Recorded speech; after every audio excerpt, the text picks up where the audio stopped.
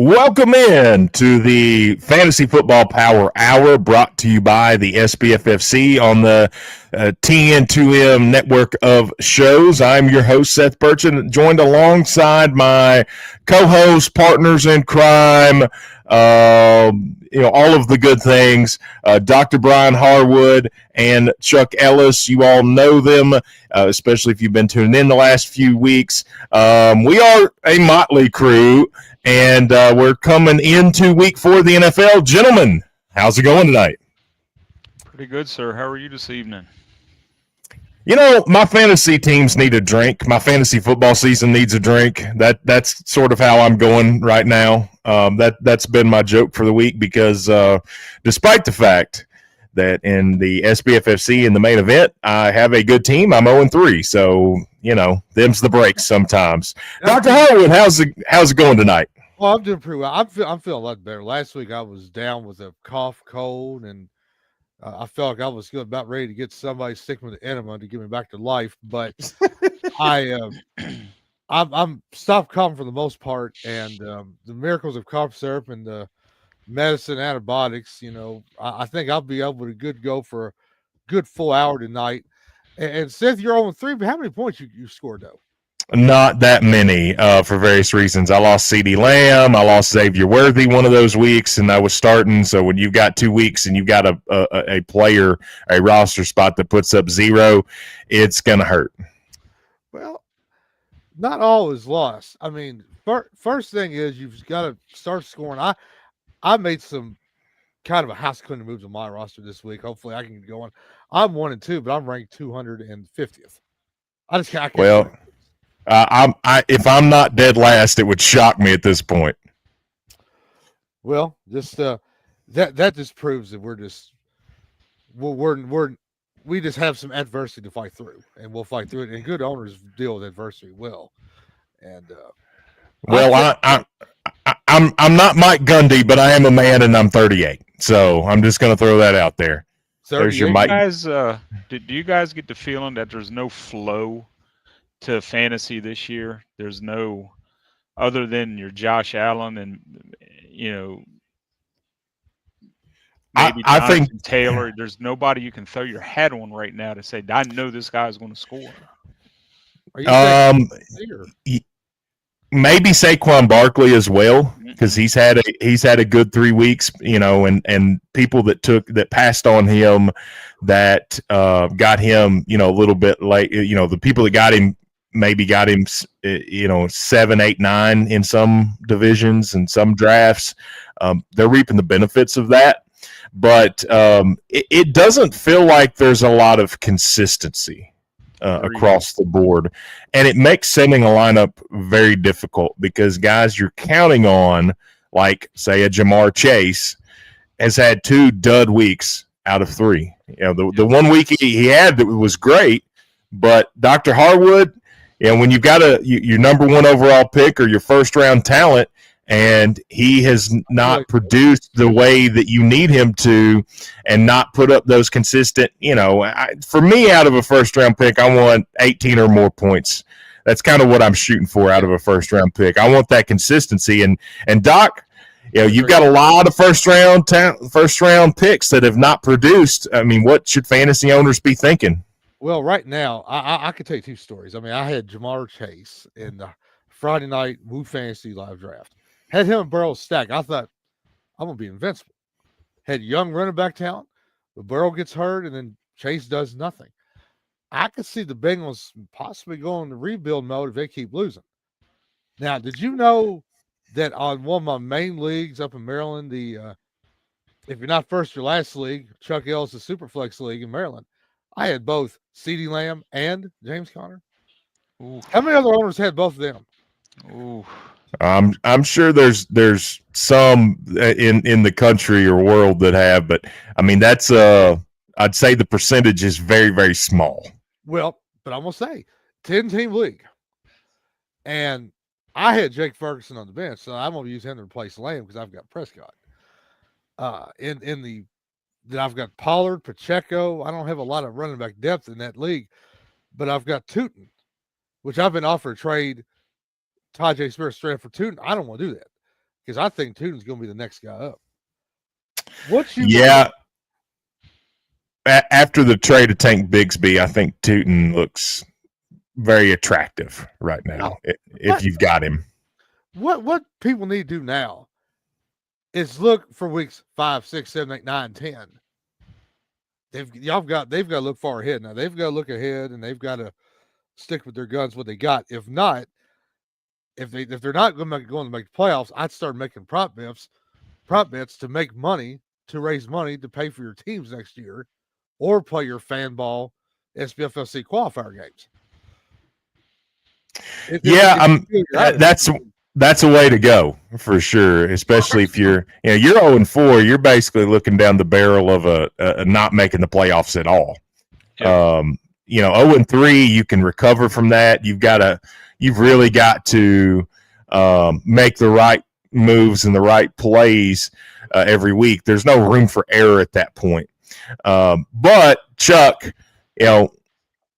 is it time for panic mode yet? I mean, can seasons be saved that are 0-3 at this point and have suffered, losses like CeeDee Lamb or like James Conner or Xavier Worthy or, the players that or even Joe Burrow, is it time to hit the panic button yet? Or as you mentioned before, is it a case where you have so much inconsistency that it's not swung your way in the first 3 weeks, but the next 3 or 4, it very well may?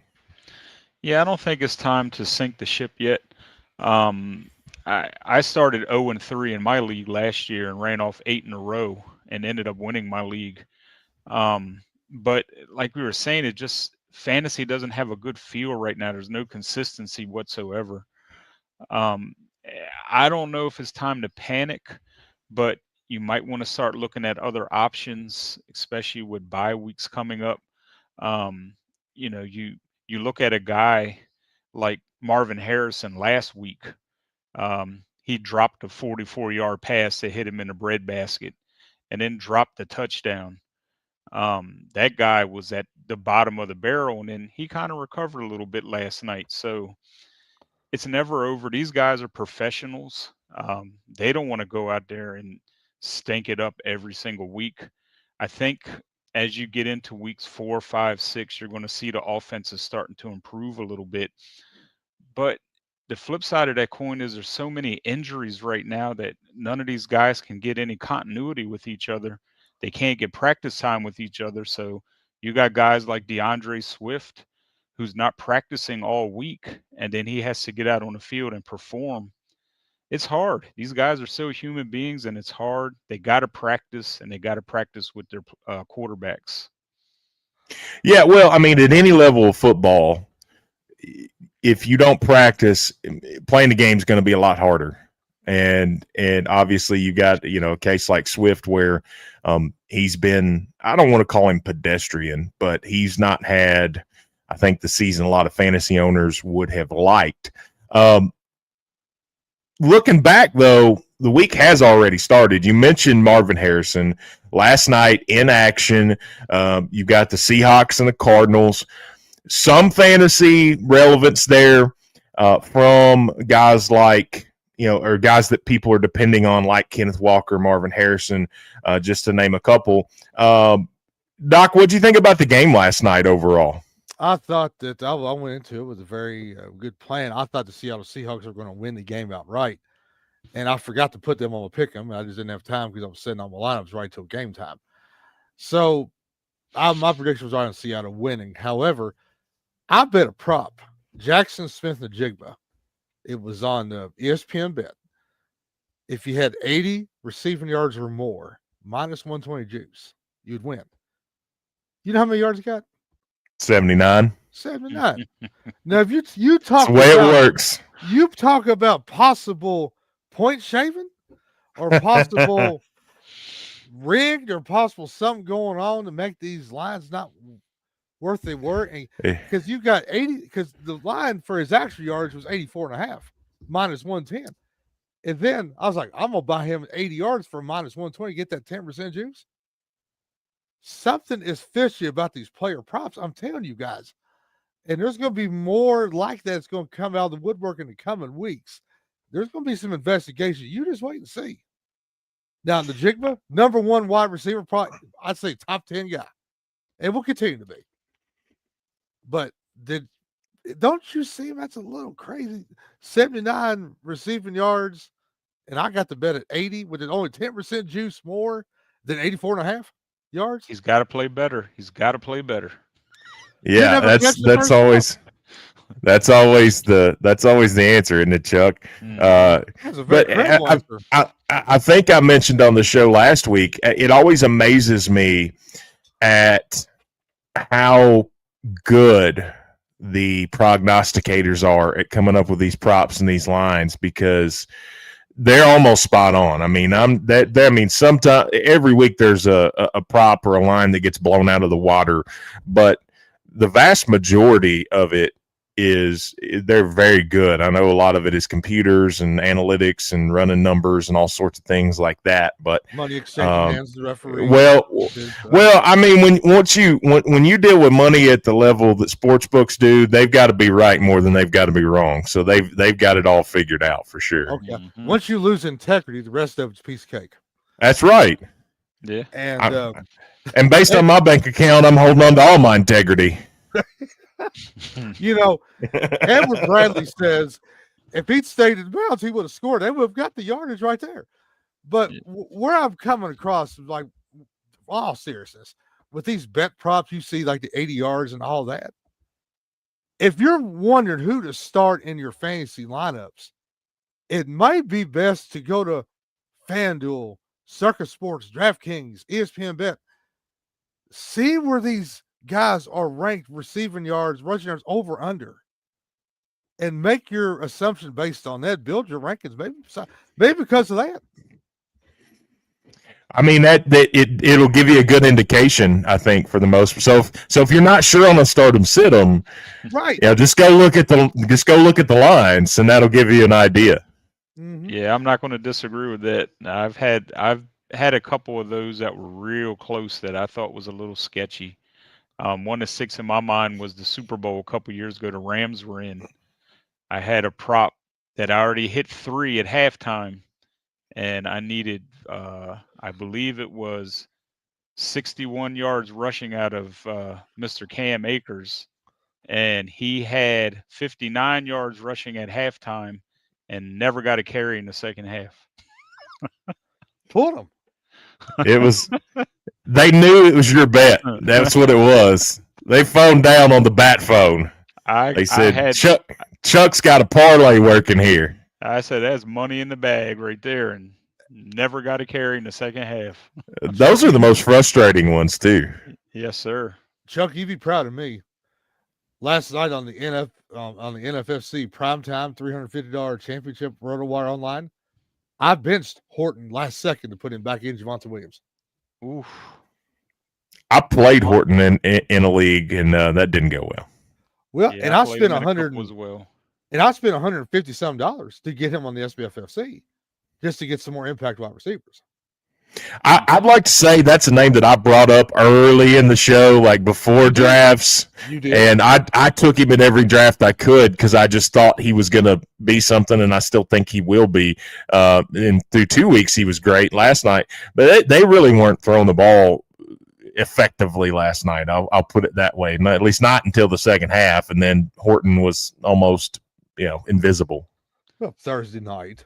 It's Thursday night football. It's one of these days they're going to have President Trump. They're going to ban that game like Thursday night football, but it's too much money on the line for them to do it, so they're not going to do it.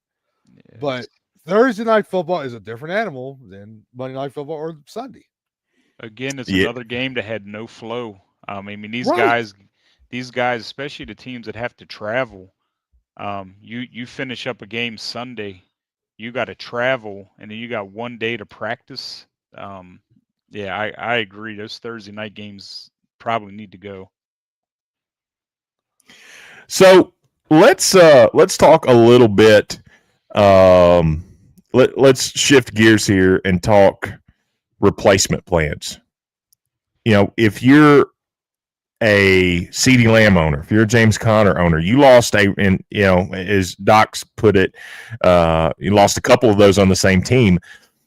How do you deal with that? Who is out there potentially that you could get to replace those guys? And I ask that because on a lot of the waiver wires and leagues that I'm in, it's pretty bare. I mean, you don't have a ton sitting out there that's ready to pick up.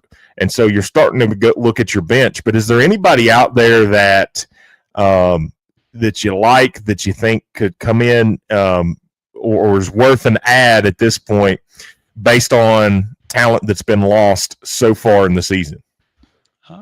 The one for me that rings a bell right out of the gate is Shepard from Tampa Bay. With Mike Evans going down, he had some targets last week.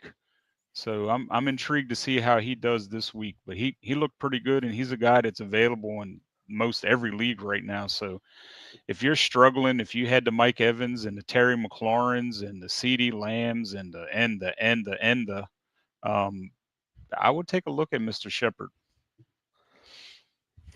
I have I have an idea. Rico Dowdell, running back for Carolina. Chuba Hubbard is questionable this week. He's appeared in that injury report. He might be a guy that you could probably get on the take now cheap. And well, that would certainly fill some holes for some people. That's going, because I'm telling you, why not, if you need a running back that has a chance to move forward, why not get him now and save $200-$400 on free agent bid money when you know he's going to start? I would I'd take a Saturday waiver and try to go ahead and put some stock and Mr. Rico Dowdell, the running back off Carolina. I'm not saying he's going to put up RB1 numbers, but he could be a good flex guy if you need a guy for a bye week. And might be time to start streaming defenses and kickers 4, 5, 6 weeks down the road. The deep roster. Maybe it's good to have 2 kickers and 2 defenses that you can stream, that you can go in and out, left and right, kind of do a rotation kind of thing. And also, Najee Harris out for the season, out for the career, probably head to hospice. And Marion Hampton is going to be the starting running back. Number 2, Kamadi Vidal. He might be the starter. Vidal so soon if Hampton were to get hurt too. If you're a Hampton owner, go get Vidal for a couple dollars cheap and stash him. Insurance. Yep. Vidal so soon.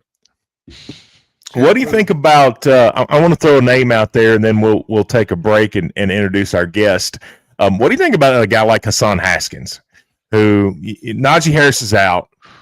You're looking at, if you're a Najee Harris owner, there's not a ton out there on the waiver wire. Is he worth a flyer for a couple weeks just to see what their offense looks like? Obviously, Marion Hampton's going to get the bulk of the carries, but they like to give other guys the ball. I don't think they want to run a rookie into the ground with 25, 30 carries a game.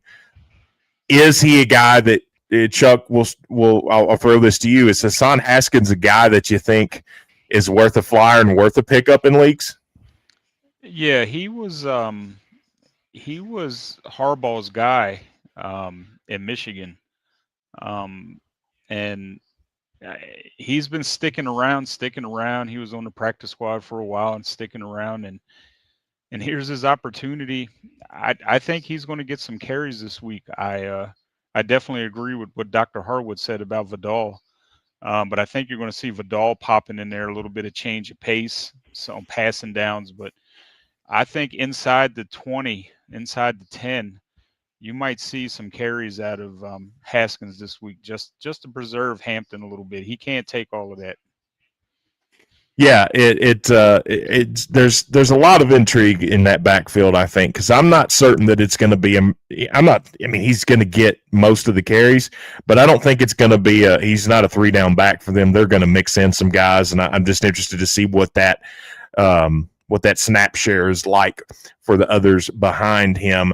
We're going to take a break here in a second and pay some respects to our sponsor. That sounded like morbid. We're going to pay some love to our sponsors here in just a second. Dr. Harwood, who do we have on the show tonight after the break? We are going to introduce one of our SPFFC sponsors. His name is Jeremy Richardson. No relation to Jeff Richardson, but he's still a good owner. Flex and Gate Plastics, one of our SPFFC big sponsors. They were responsible for paying our bar and our bartender and our bar fees for the SPFSC Friday and Saturday night. And then another reason, this gentleman is also sitting in 5th place overall in the SPFFC standings and 5th place overall out of 276 teams. And he's in 3rd place, excuse me. 3rd place overall. He is in the Flex and Gate 1 division, team name Laporta Potty, excuse me. He is in the Flex and Gate division, and we'll introduce him. And he looks like he's going to make some big waves down the road in the SBFFC main event. He's been very, very consistent. He's got a good roster. All right. Well, we're going to take a quick break and hear a word from our sponsor, Trophy Smack. You're listening to the Fantasy Football Power Hour, presented by the SBFFC on the TN2M network of shows right here. Stay tuned. We'll be back in a minute.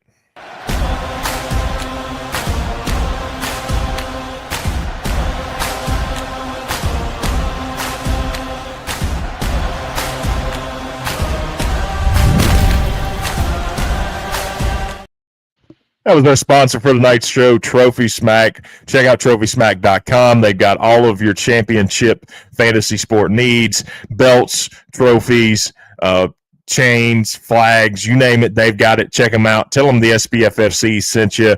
Want to bring in our guest on the show tonight, Mr. Jeremy Richardson. Jeremy, welcome to the show tonight. Appreciate you taking time and coming on with us. Absolutely happy to be here, guys. Welcome. Well, let's just give us a little bit about your background, Jeremy, at least in fantasy in the SBFFC. How long have you been playing in the SBFFC? And, what would you say to people that are watching that maybe haven't come around and drank Dr. Harwood's Kool-Aid and joined the SBFFC? What would you say to them? We drink a little bit something stronger than Kool-Aid. Yes, draft. I want y'all to know that now. Yes, sir, you do. It's a good time. It's my second year. Mr. Lonnie Mason's the one that got me involved.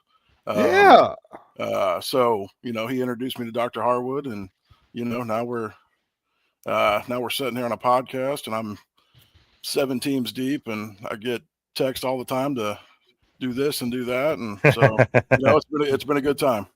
So if you're hesitant, get yourself a team and give it a shot. Well, Jeremy, we're going to have you on for some stardom, sit-em questions and some trade questions. We hope you're all right with that. We've got a few questions in the stream. So first question comes from Wraith. He's got a few. We're going to hit them tonight. It says, with Lamb out, would you consider Pickens a low-end wide receiver 1, high-end wide receiver 2? Jeremy, we'll start with you. I think you have to have Pickens as wide receiver 1. He's going to get a bunch of targets. Tolbert's going to come in and he'll play this opposite side of Lamb. He'll get some deep shots, but he won't get as many targets as Pickens. So I'd go Pickens as a 1. Chuck. I completely agree with everything he said there. Doc. Well, I tell you what, I would agree as well, but I think you've got to go ahead and you got to start your studs too. You got to start the studs, and hopefully they go off to a good start. I would say a low end wide receiver 1, maybe. I just think Dallas is so inconsistent. They're hard to trust, and that now obviously, if I have Pickens, I'm happier in a hog and slop right now because. You know that those targets are going there, and you're going to get a higher percentage of targets and snap share and all of that good stuff, all of those nerd numbers that I don't fully understand but like to say. But you're going to get a lot of that out of Pickens, with Lamb being out for at least 3 weeks and maybe more. We'll see. Pickens is ranked 20th on wide receivers on Draft Sharks this week, PPR. But the main guy is going to get more of the 11 is Jake Ferguson. Hey guys, he's tied in 1, isn't he? Yeah. Oh yeah. Yep, he is. And on the topic of Lamb, we're talking about teams that are 0-3. If you have Lamb, what are you guys doing with Lamb? Are you stashing him, or are you moving him because you're 0-3? Hey, Albert Flores, why don't you offer me a trade right now for Lamb? I'll listen. I don't want to trade two. I might be more willing to trade Lamb. Well, I mean, in SBFFC formats, you have to stash him and keep him because, I mean, obviously no trades in the SBFFC formats. But if you're in a league where there is trading, I almost think you have to keep him because of where you drafted him. Unless it's like a dynasty league where you're getting a huge return back for him, I almost think you have to keep him. It would be really hard because if he's only out 3 weeks and he comes back and tears it up, then it's you're going to kick yourself, and you don't want that seller's remorse, I guess. I don't even know if seller's remorse is a thing. I know buyer's remorse is, but I don't know that you want to be in that situation. Yeah, I saw Albflow had put that question up. Who are you selling high on and who are you buying low on? That's one of the guys that I think right now I might try to buy low on. Yeah, I mean, it's worth throwing an offer out to somebody that has them for sure. Yep. In the SBFFC leagues, there's no trading, but in the dynasty leagues or the keeper leagues, might be worth something to consider. So, well, next question from Wraith. He's got about 3. I'm just going down the list as they come in. Says, is Terry McLaurin more or less a bye week fill-in at this point? He got paid and has played like a wide receiver 4. Chuck, you are the resident Commanders fan. What do we do with Terry McLaurin? Right now, you got to stash him on his bench because I don't know when he's going to play again. I mean, this guy's running around up here trying to get a doctor to say he's okay to play, and he's going for opinion after opinion, and as far as I know, he's not even playing. So I would keep him stashed away for a little bit, but it doesn't sound good when you're checking out your hip, your quad, and your thigh all at the same time. That's not good news. Yeah, you got to have those to play football. Yeah, those are pretty important. Well, and he doesn't help that he's got the doctors that model George Sahorian and try to get him to get back on the field. And McLaurin, no, I just don't think he hasn't played good all season. But once he's on, he's on. But I'm not going to trust him till he gets practices and gives a good, clean bill of health. But stash him. But if you get a trade offer, I would listen. Jeremy, what do you think? Do you have McLaurin anywhere? Do you feel any? I stayed away from him, but I did pick up McCaffrey's brother Luke. He had a decent game. Game 2, he might be somebody you can get real cheap. So just to throw that out there. All right, go. Another question from Wraith. Says, do you start Pitts or do you ride the hot hand with Mark Andrews this week? Jeremy, we'll start with you. You got to go with Mark Andrews. He's been hot. Pitts has burned way too many people way too many times. In my opinion, I would go Mark Andrews and just keep him in the lineup. I'm looking at the matchups this week as we speak. I've been burnt on both sides because I've got this exact same problem. I started Andrews for 2 weeks. He got 1 reception for 2 yards both weeks. That was his stat line. And then he goes off last week. Pitts has been consistent. I would go Pitts personally just because he's been a little more consistent. But if you want that kind of home run, Mark Andrews, I think, gives you more of a chance of that, but if you're just shooting for consistency, 10 to 12 points, I think Pitts is probably going to give you that. Doc. Well, home run, I agree. Jeff Manns has Lamar Jackson as one of the core 4 DFS quarterbacks to play this week. That's why if I'm Mark Andrews on, I've got to slip him in. because Zay Flowers played like the Tennessee Titans, garbage. And, that'll be another joke I'll get into here in just a second. But Mark Andrews, he's still got a little bit left in the tank. They're playing Kansas City. That right there is a top 10 tight end in my book. And then you got Pitts versus Washington, who can't play defense either. But I think if you more consistent, if you're a Lamar Jackson owner, or if you're playing an opponent who has Lamar Jackson as a starting quarterback, play Andrews. But if you think that Pitts will do better than Andrews with no consequences, then go Pitts. But right now, I've got Andrews ranked higher in my rankings. It's close, but barely. Chuck, your thoughts on this? Yeah, I would have to go with Mark Andrews with this as well. Kyle Pitts is like bringing your sister to a dance. I have a hard time starting that guy. He has burned too many people too many times, and hopefully Mark Andrews knocked some of the rust off last week, and we got the real Mark Andrews back. We got a trade question from Dylan. He says he's 0-3, needs to win this week in a redraft full PPR. Would you trade Olave and Travion Henderson for Breece Hall, Ladd McConkey, and Matthew Golden? So he doesn't want to give up Henderson's upside, but he is 0-3. Jeremy, what familiar do you have with any of these players? What would you do in this case? McConkey's been struggling. Keenan Allen's got some life in him, and Johnson's became a number one, it seems like. So I don't know if you want to. Golden hasn't been really doing too much either. I might stick with Olave and Henderson. Breece Hall. Well, what's he going to do, though? He hasn't been. I mean, he's been decent, but Olave's. He's not a home run. He's not a home run. He's a double. They're Olave's he's the go-to guy for the Saints. The Saints aren't good, but Olave's going to get the ball. And then if Henderson gets his shot, he might be the guy. I don't know. Henderson's one that is frustrating. I have him in A league, but it's frustrating because Ramondre Stevenson just won't go away. He's, right. I think a lot of people wrote him off, and the Patriots basically just said, yeah, no, he's still here, and he's still going to get carries, and he's still going to catch the ball a little bit out of the backfield, and he's going to take some of that time away from Travion Henderson. And it's frustrating because if you took Henderson, you took him fairly high.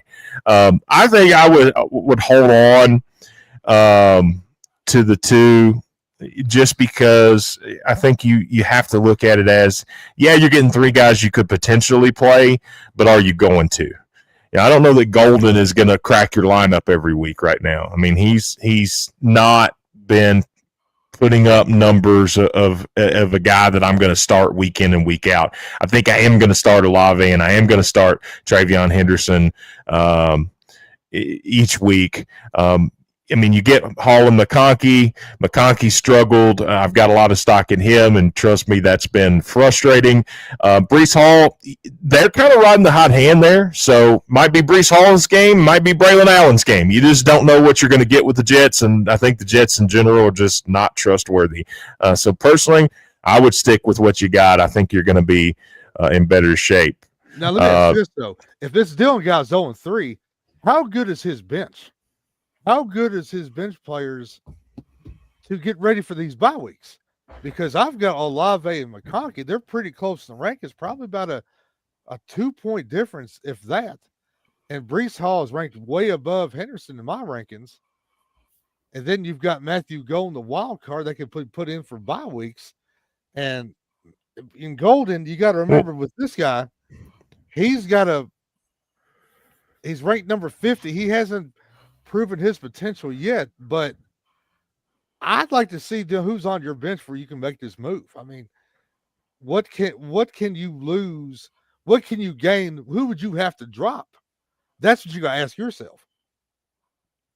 Well, and you would have to drop somebody. I think if you're considering this trade, you've got somebody ready to go in that situation. But my thing with it is, now here, I will make a case for taking it. Olave has had significant concussion issues. He's had significant injury issues. He gets a concussion, he might be out for the year.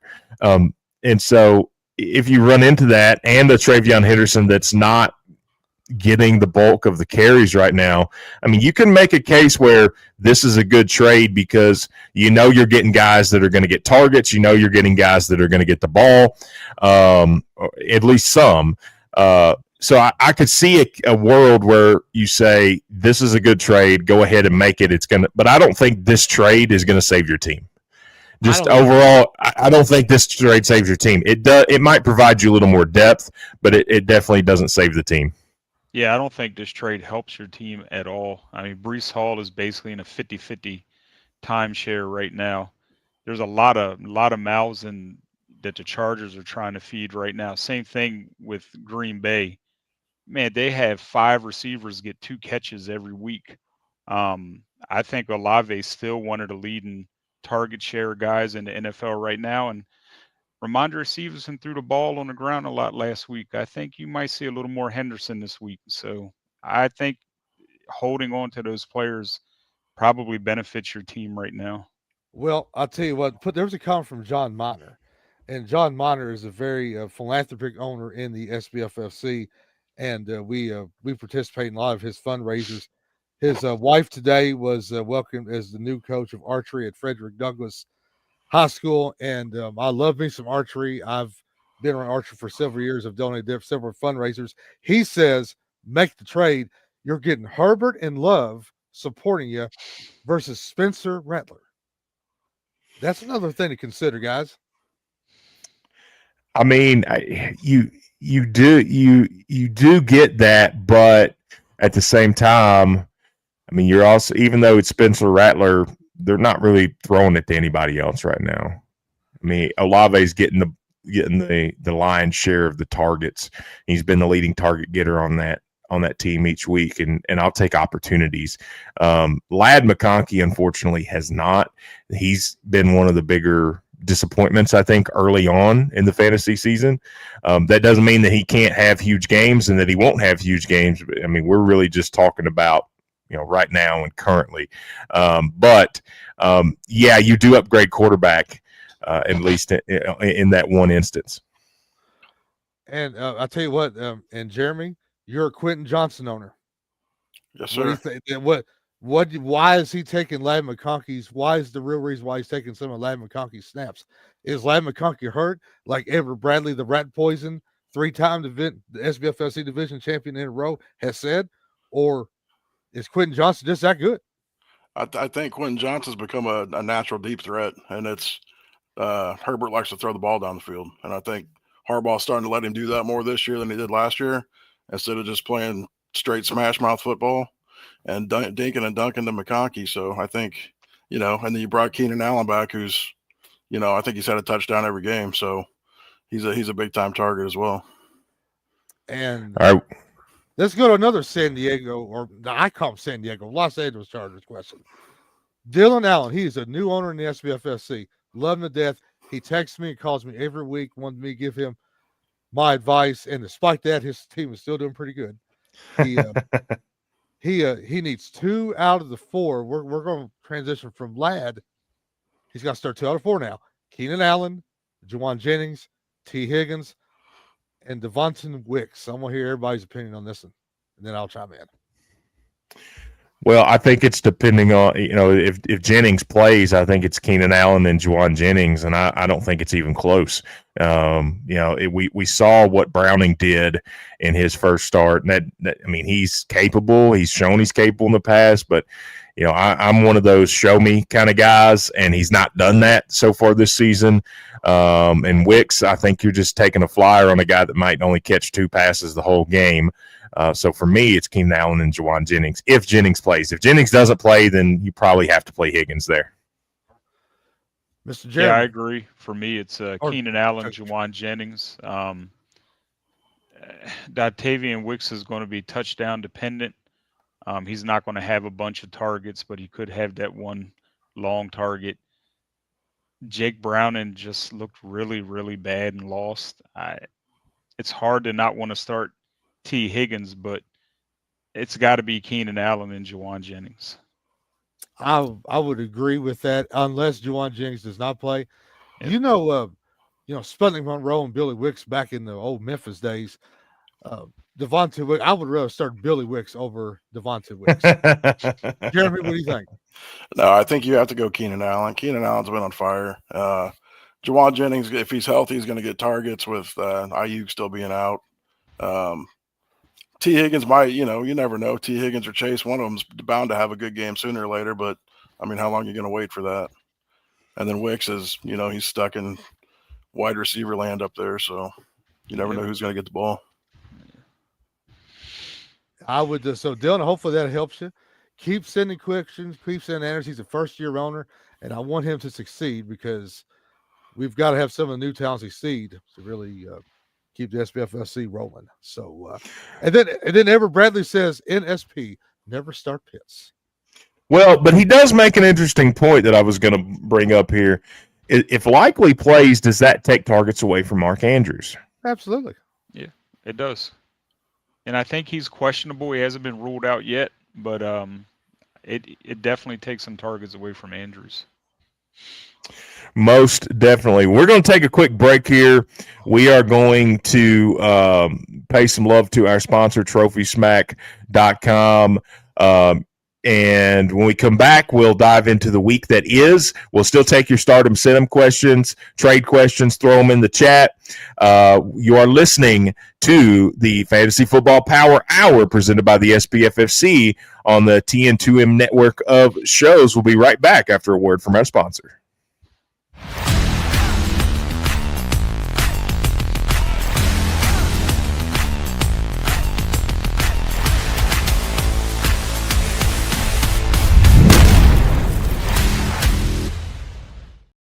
Special thanks to Trophy Smack, who sponsored the show. Check them out, TrophySmack.com, for all of your fantasy sport championship needs, belts, trophies, chains. Heck, maybe they'll get Dr. Harwood to give you a call, like a cameo or something. I don't know. They can do it all over there. So visit them, TrophySmack.com. Tell them the SBFFC sent you. So looking ahead. Go ahead. Rumor has the Trophy Smack may start selling bobbleheads of Dr. Harwood on their website. As they should. I mean, I think we all need a Dr. Harwood bobblehead just sitting on our desk at work or on our nightstand. I mean, and then you could just have Dr. Harwood with you everywhere you go. Just put them in the suitcase. You're good to go. But it's got to be one of those that makes sounds too, because you've got to have like a button you can push to have a, they're right, or quit, or something along those lines. I don't know. I just feel like that's what we need. Or stick a fork in him. Stick a fork in him. He's well done. Well, if we could get one that they could program your toast into, I don't think I would ever have a beverage the same again. Well, through the lips, down to the liver. Come on, liquor, make me quiver. Well, let's look at the week that is coming up. We've sort of talked about the Cardinals and the Seahawks. Jeremy, we'll start with you. Is there a game in particular that you like this week for fantasy purposes, for fantasy implications, whether it's a shootout or just a particular player that you think has a great chance to go off? Just looking at that schedule in the NFL for week 4, does anything stick out to you? Yeah, I think the biggest thing that might happen first thing Sunday morning is when the Vikings play the Steelers. Wentz might be a welcome sight to Justin Jefferson. I think they're going to throw him the ball lots. Wentz can get it to him, and he might have a breakout game. So you heard it here first. Look for Jefferson to have a breakout game, have a game that I think a lot of fantasy owners have been wanting out of him. Although I thought he had a pretty good week 1, but just like a lot of those first round picks, it hasn't produced consistently. Doc, is there any games that stick out to you this week? I want the Ireland game. And now, SBFFC owners, please set your lines. You're going to be getting a text lecture from me tomorrow saying, please set your lines early this week for that game. And the game in Ireland that maybe Fit Finland will be in the audience, perhaps, or Hornswoggle. I like Jordan Mason to get over his rushing yards. I think he's gonna have a great game. I think he'll get 80 plus in a TD. And Mr. Matt Krantz and I may bet that prop, and we may win our first betting prop since week 1, maybe. I'll give you one that, and not just because I'm a fan of the team, but I don't like Jahmyr Gibbs this week. Really? The Cleveland Browns defense has shut down pretty much every running back they've played this year.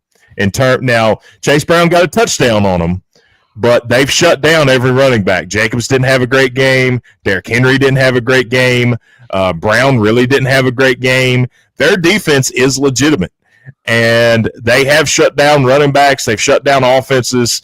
Their offense itself is terrible, but I really, really think that Jahmyr Gibbs owner, of which I am one in a league, are going to be frustrated this week because of how good that Cleveland Browns defense is.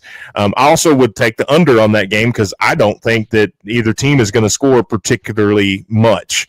I just really don't think that there's going to be a ton of points put up in that game. But while we're talking Cleveland, Quinshon Judkins, Did y'all read that Football Guys article that Joe Bratton sent out a couple days ago? I skimmed it. Yeah, I've skimmed it. What y'all's taking about? Will he be a running back one going forward?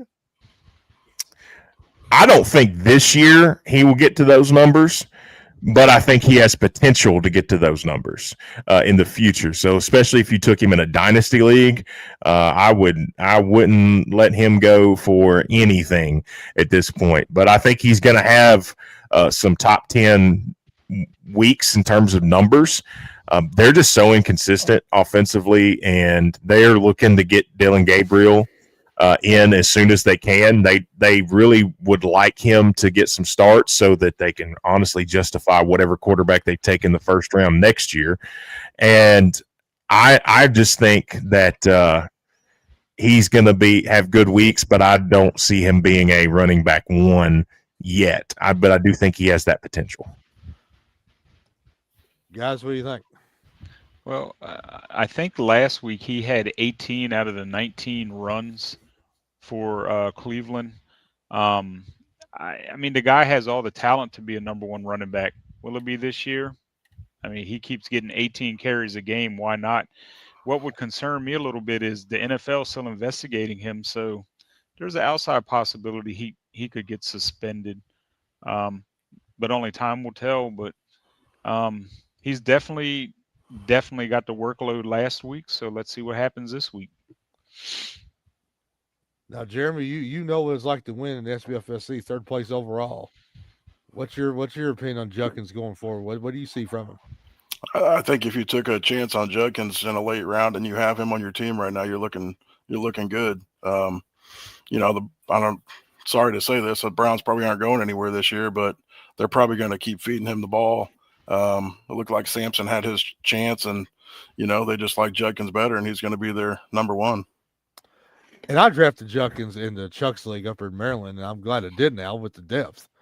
So, and here's the thing: he may not be an RB1 right now, but let's have some more running backs go down like dominoes, like James Conner, and that's going to happen. Shit's going to happen, and running backs are going to get hurt for the season. Judkins stays healthy, he could probably sneak into that top 12 echelon, and he's got a late bye week, but by week 12. He's got plenty of time to get going. Well, we got another start-em sit-em question from Wraith. He says he's got to start just one. Garrett Wilson, Olave, Metcalf, or Pearsall. Can only start one. Only start one. I wonder if he's in the DFS or a so needs to start just one of that list. Just one of that list, guys. Give me a second to think about it. Y'all go ahead. Brutal. That's a tough one, just in general, because honestly, I'd be trying to start more of them if we're being honest. I think Metcalf is out for me. I'll go ahead and say that just because I feel like those early games that take place in other countries typically are a little bit like the Thursday night games, and I try to stay away from them unless I have to. So for me, the first one that I will rule out is DK Metcalf. I just don't know that I trust him in that offense that is playing in another country. Those games I always feel like are low scoring or tend to be disappointing for fantasy owners. Yeah, I think for me, it's probably going to be Wilson Monday night against the Dolphins. That's probably where I'm going, especially if Fields is going to be back. I think I would lean that way with one caveat. If Juwan Jennings doesn't play, I play Pearsall. Well, I think I think you can wait. I think you can wait on that because Wilson's playing Monday night. So I think you can, if the news comes out that Jennings is out, I play Pearsall. If not, I leave in maybe Garrett Wilson. I think that's probably the way I would go with that. Well, if you want to have a little fun, and if you're playing your opponent head to head to Wraith, and if you want to see how many points do I need from Wilson to get the win Monday night, or if I've already won, or how many points I'm behind, then start Wilson. If you want to get off to a fast start, then I'd go Olave. But if you want to be scoreboard watching, I'd go Wilson. Jeremy? I'm going to go a different direction. I'm going to go Pearsall. It looks like Purdy's back this week. Yes, he is. He's a favorite target to Purdy, so I might throw Pearsall in there. And he might be the guy that may get 110 some receiving yards. These other guys haven't done that yet. So Pearsall might be a breakthrough. I'm telling you, I've loved Pearsall all year, and I've got a season-long prop on Pearsall to break his receiving yards. Jeremy's got a good point here. I like him especially if Jennings isn't playing. If Jennings is playing, I might lean Wilson, but that's just kind of my take on the whole thing. Agreed. And go ahead. Well, I was waiting for you to go ahead first. I'll respond. With Pearsall, he's younger. Justin Fields, we won't know if he's playing until Monday. So I could see Jeremy's point.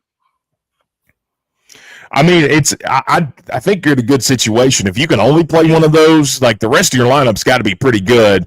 Yes, I was thinking. Unless it's as Doc said, some sort of DFS type situation. Edward wants to know what Dylan Sampson did to get his touches taken away. He and Judkins need to be half immediately. I think when they drafted him, they wanted to use him more in the passing game. And I don't think they ever drafted him to take carries. I think they drafted him to throw it to him. But that's just kind of from what I've read from beat reporters and things like that.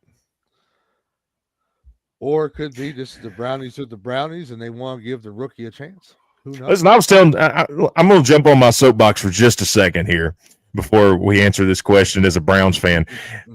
A friend of mine texted me the other day, and it was something to the effect of it was a YouTube video, and it was a lot of Baker Mayfield stuff. And he's like, man, he's like, I know. I know he's not in Cleveland anymore, but I still love him because he knew I was a Browns fan. And I just basically said, yeah, they are chasing the franchise quarterback. They draft one. He does well and gets them to the playoffs. First time that's happened in forever. Wins a playoff game. And then they decide to they don't like him anymore, let him go, trade 3 first-round picks for a guy that won't play a full season in games over a 4-year period and pay him $46 million. It's the most Browns thing ever. That's the Browns in a nutshell. That's Cleveland Browns football in my existence over the last 25 years that I've been a Browns fan. So there we go. My soapbox on the Tennessee Titans, how the biggest Fire Brian Callahan. Well, no, the biggest crowd noise they can make at that stadium is not from Fire Brian or Fire Brian. It's like, why are they saying Fire Brian? I'm just a season ticket holder. Why are they saying leave Harwood out of this? I mean, the biggest noise they're not making is not Fire Brian or not cheering a good play. It's toilets flushing all over the stadium. And because Brian Callahan gave up his play calling duties from a quarterback, he gave them up. He delegated them. Why don't he delegate duties to the janitor and the janitorial service and let Brian Callahan start sweeping up floors and and cleaning lavatories? Because his coach abilities ain't nothing but Jeremy, go ahead. I appreciate the Cleveland Browns and the Carolina Panthers and the Rams for letting Baker go, and we take a shot on him. So it's worked out well. Agreed. I'm still a Baker Mayfield fan, and will tell anybody it's the dumbest thing Cleveland's ever done, and they've done a lot of dumb stuff. Well, the Titans have done a lot of dumb stuff too. And if you would like to Venmo Brian Callahan's buyout as a head coach, you can Venmo me at Brian1Harwood, HARWOOD. We're going to start the Brian Callahan buyout fund right here in the show tonight. Well, I'm sure you'll be one of the top donators early on, Doc, as well as many other Titan fans who want him gone. Edward has the question pick 2, DK, BTJ, and Quentin Johnson. Guys, what do you think? Chuck, we'll start with you. I think for me, it's going to definitely be Quentin Johnson. And do you really want Brian Thomas on your bench when he finally goes off? I don't know if it'll be this week, but you're going to feel really bad having him sitting on your bench and he goes off. So for me, it's got to be Brian Thomas and Quentin Johnson. Well, Brian Thomas is traveling to San Francisco. Mm-hmm. And I'm a Brian Thomas owner as well. And I'm a believer you've got to stick with your studs. And I like Johnson and BTJ. And I think we've covered all the wide receivers of the Chargers now, Jeremy. What would you do? I think you're going to see the Minnesota Vikings and that defense just go after Rodgers all day, and he's not going to have time to throw. So you have to go Brian Thomas and Quentin Johnson. I agree. I think you got to go Brian Thomas and Quentin Johnson. As Dr. Harwood said, you draft them first round. It's hard to justify setting a first round pick unless they're injured, especially when you know that they have the capability of going off on any given week. And so, for that reason, I think you got to go with Brian Thomas and Quentin Johnson. Like I said, I don't love DK this week. I mean, I've been in situations where I'd start him in leagues if I had him, but I definitely think that you got to stick with the horse that you put together, I guess. That's not even a phrase. I don't know what I'm saying. But, yeah, Brian Thomas and Quentin Johnson for me, for sure. I'm mixing phrases tonight, and I'm only drinking water. So there's that. It's been that kind of week, guys. Hey, guys, I'll tell you what. Speaking of phrases, the irresistible force, the new book for Brian Solomon about Gorilla Monsoon, who was an idol of mine growing up, and I do say a lot of his sayings directly and indirectly. I bought the book off Amazon tonight. It's going to be available next week. And if you're a wrestling fan, it's a great read. And I want to ask Jeremy a quick question. Laporta Potty, third place over on the SBFFC. I've noticed he's got Baker Mayfield. He's got Gibbs and Irving, Quentin Johnston, Trey McBride, Javonte Williams, Brandon Aubrey, Brees Hall. How did you come up with that roster? I just kind of took what fell to me. I didn't go in with a plan per se. I mean, I think I had the third pick overall, and I took Gibbs to get going, and then Bucky fell to me, so I went ahead and took him. Then the rest of it just kind of fell into place. How are you going to keep up that third place overall standing? What are you going to do? We're not going to keep it. We're going for number one. I think I've made a few pickups that are going to help me later in the year. I think the Kyle Mongai from Chicago, I think he's going to end up being their running back. I think he's going to help me. So yeah, I think I have a solid team. I got my bye weeks covered, just see how how it falls out, and you never know about injuries. So we'll see. All right. Well, Seth Burchett is a Friday night Woo Fantasy Live Draft champion. Chuck Ellis and his lovely wife, the First Lady of Fantasy Football, Christy Ellis, who carried Chuck to a high stakes championship, the Cougar and the Cub. These two are champions in their respective tournaments, Jeremy. What would you two advise Jeremy as a second-year owner to get him up to the echelon of play that you guys are on by winning? Because you've been in the winner's circle. You've been at the pay window. I mean, I think, it's the same thing. I think that gets echoed. You just have to stay on top of everything, stay on top of news, you work the waiver wire, be smart about that. Because there's a tendency, especially early on, to overbid on players and panic, and so I just think it is just staying on top of things. I mean, the years that I've been successful, typically I get one player off the waiver wire that I end up playing 2 or 3 weeks or more, and I hit on a late pick that's not supposed to be good but ends up being great. That's always kind of been in my most successful seasons. What has happened. It sounds like to me you're doing a fine job. I wouldn't change anything. You sounds like you drafted really well. You've added a couple guys off the waiver wire. It sounds like you're in the right direction to me. I would just keep going full steam ahead. Don't change nothing. Now he can change his underwear, change his clothes, and all that, though, right? If you're still winning, I wouldn't do that either. If they're lucky, we're not going to change them. Well, I'm gonna tell you what, though. Jeremy is on the cusp of being one of the SBFFC owners that everybody wants to compete against and beat. And Jeremy's got the pedigree, and I want him to get some knowledge from you guys to keep him where he's at, not only in the main event, but in a lot of these other leagues as well. I mean, my advice this year was don't be like me. Because I've not had like I said at the beginning of the show, my fantasy season needs a drink. It's just injury and mostly injuries have kind of put me behind the 8 ball. But yeah, I mean, I think he's already competitive and working the waiver wire, and I mean that's the big thing at this point. That's the best thing you can do. And also, Chuck, he's in the Superflex. You're a Superflex guru. What advice do you have for him in those kind of leagues going forward? And I'm trying to get him to play more fan ball. You've been successful with these DFS games.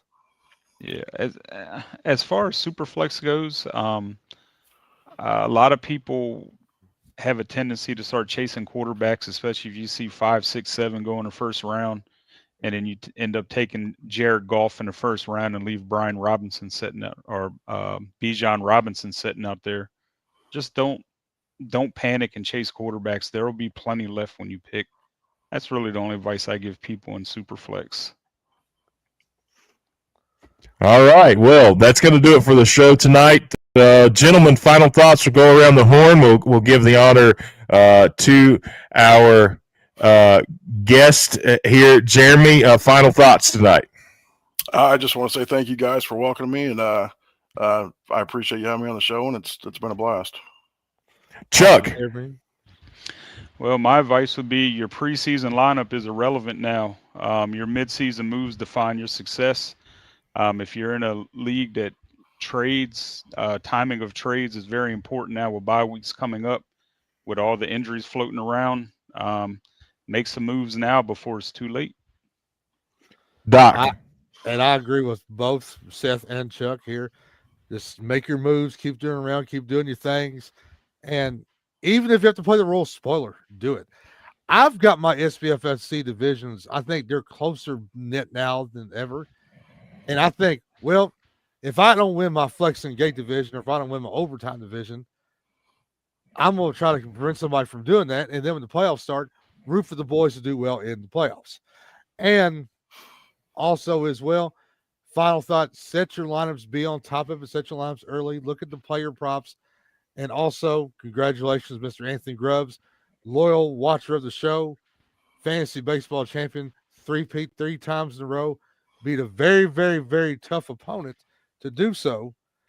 And we'll, if you want to speak up, we will. On that, Mr. Burchett was in the finals, and Burchett has done an awesome job managing his team as well. And I think a Grubbs Burchett rivalry in the next couple of years, I think that's going to be like the Lakers and the Celtics.